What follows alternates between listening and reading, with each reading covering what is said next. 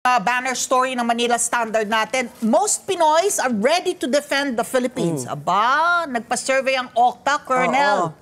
8 out of every 10 Filipinos handa, ready and willing to defend the country and safeguard national territory, which is good. Dami palang makabayan sa ating mga Pilipino. But ito nga how do you I'm sure maraming gustong malaman kung paano maging reservist ng Armed Forces of the Philippines. Nakikita natin, ang dami ng celebrities, si Charo Santos, si Direk Rory Quintos, si Gerald Anderson, mga celebrities na talaga.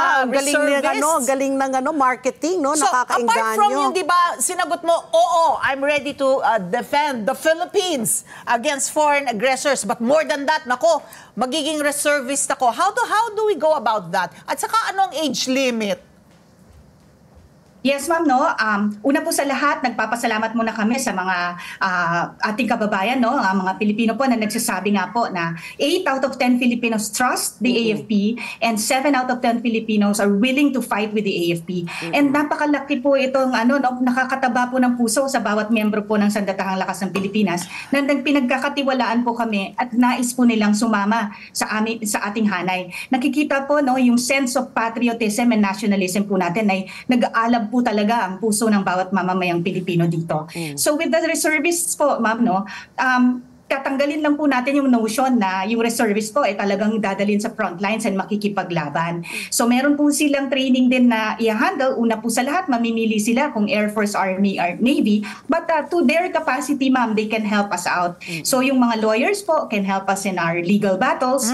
Yung ating mga doktor, pwede din po silang tumulong in terms of rendering service in our camps. And over and above that, in times of conflict, pwede din po sila to treat po, no, our wounded personnel.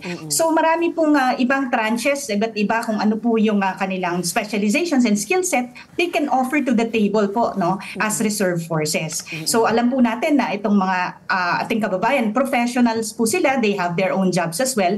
But ito po being reservist is offering a life of service for our country. So ang gusto din po natin i-point out dito, ma'am, sa ating pong OCTA survey, ang ating mga kabataan po.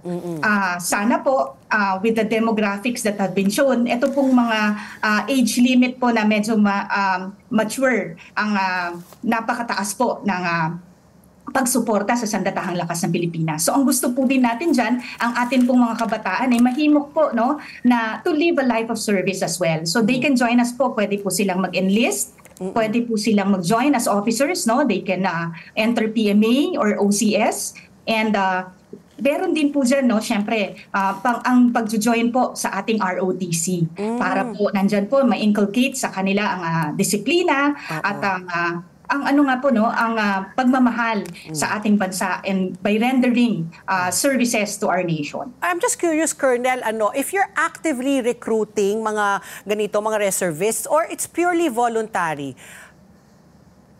Yes, ma'am, no, it's voluntary po. Bukas po ang hanay ng ating Armed Forces of the Philippines to take in the reserve forces. So reserve forces po natin are force multipliers, no? So ang nangyari po diyan, katulad po nitong huli, no, dami po nating reservists na nag-join diyan po sa Batanes. And makikita niyo po, hindi lang po yan sa defense lang po. Even for humanitarian and assistance and disaster response, napakalaking tulong po ng ating reserve forces. So nung ito pong nakaraang mga sakuna na dumating, no, may 7 bagyo po na sunod-sunod na dumating dito sa ating bayan, no, napakalaking tulong po ng ating reserve forces. Let's get together. Sunday 25.